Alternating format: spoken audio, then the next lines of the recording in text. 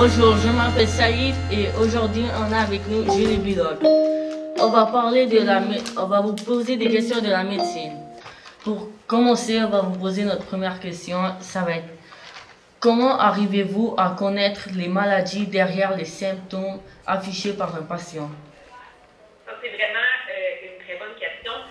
Il y a plusieurs étapes quand un patient vient puis qui dit, par exemple, docteur, moi je tousse, ok.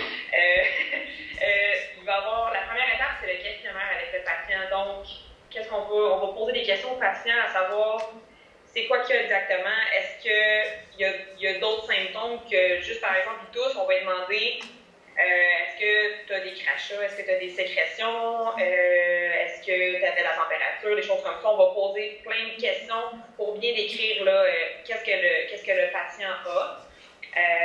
Aussi, on va lui demander s'il prend des médicaments, s'il est déjà traité pour d'autres maladies, s'il a déjà eu des choses qui ressemblent là, à ce pourquoi il vient. Ensuite, la deuxième étape, ça va être ce qu'on appelle l'examen physique. Là, ici, j'ai un stéthoscope, donc on va écouter les poumons du patient, voir est-ce que j'entendrais des bruits bizarres dans ses poumons qui pourraient dire qu'il y a une pneumonie. Donc, l'examen physique, c'est tout ce qui est, je vais prendre la pression du patient, prendre la température du patient, écouter les poumons.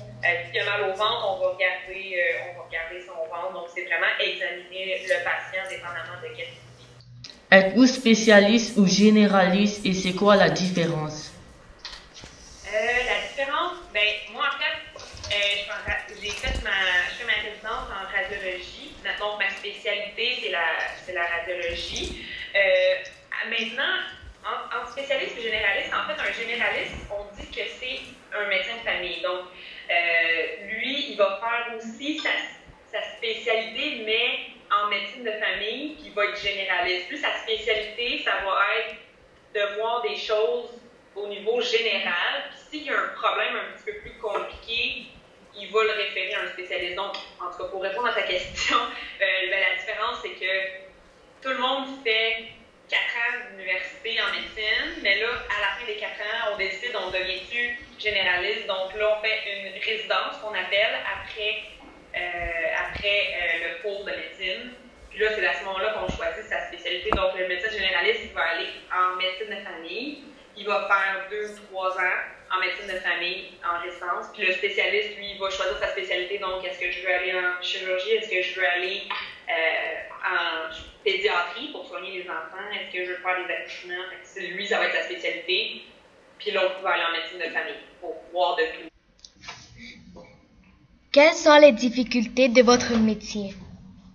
Je dirais que les difficultés, ça serait la responsabilité qu'on a comme médecin parce que, par exemple, là, nous autres, on s'occupe du patient. Donc, des fois, quand il y a une erreur, pas tout le temps, mais des fois, si, mettons, il y a une erreur ou si le traitement n'est pas bon, mais le patient, le risque ultime, c'est que le patient décède. Donc, c'est la vie des personnes dont on s'occupe.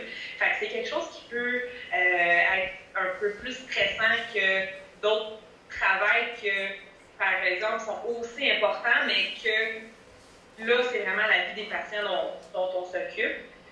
Puis aussi, je dirais la quantité de travail parce que c'est vraiment beaucoup d'études, c'est beaucoup d'années d'études. Puis aussi, les heures de travail, des fois, ce qu'on a à faire, c'est qu'il faut qu'on travaille les soirs, les fins de semaine, quand on dit qu'on est de garde. Là. Ça, par exemple, c'est pas à tous les soirs ou à toutes les fins de semaine, parce que tous les médecins sont comme à relais, donc chacun a une semaine de garde, puis après ça passe à l'autre, donc on n'est pas tout le temps de garde, mais des fois, faut qu'on travaille quand même longtemps dessus. Fait que moi, c'est ça que je dirais comme difficulté. Quelle est la chose qui vous passionne le plus dans votre métier? Moi, c'est beaucoup parce qu'on aide les gens.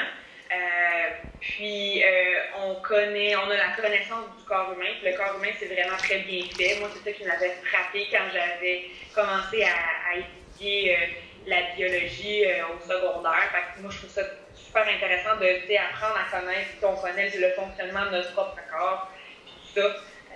Puis aussi le fait qu'on est dans le milieu, travailler dans le milieu de la santé, je trouve que c'est ça qui est très intéressant de mon travail.